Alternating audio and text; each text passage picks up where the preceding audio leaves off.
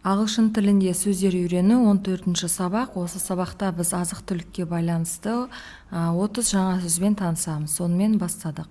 Бірінші сөз flour. Flour. Аудармасы ұн. Келесі сөз sugar. Sugar. Аудармасы қант. Келесі сөз rice.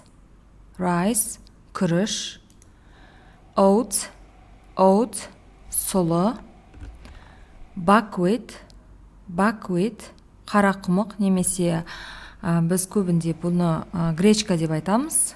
Келесі сөз pasta. Pasta. Макарон. Juice. Juice. Жеміс шырыны. Milk. Milk. Сүт. Butter. Butter. Сары май. Cream. Cream. Кілегей немесе сливки деп айтсақ болады. Sour cream. Дүкеннің қаймағын sour cream деп айтады.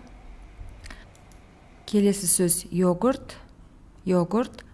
Қою қатықты айтады. Аудармасы қатық. Келесі cheese.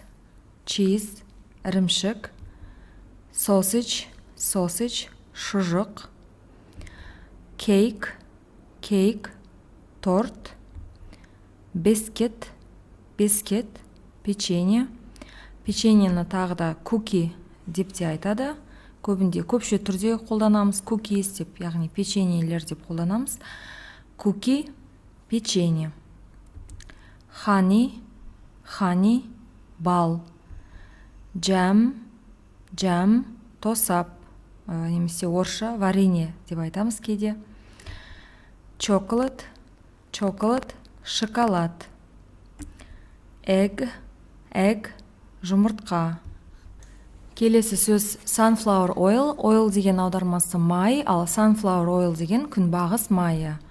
Келесі үйренетін сөз olive oil.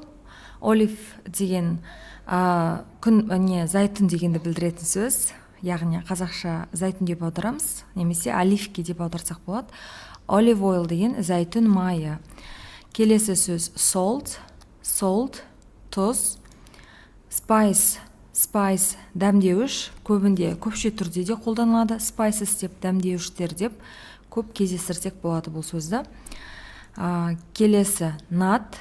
Nut. Жаңғақтың барлық түрлерін осылай nut деп айтады. Келесі walnut.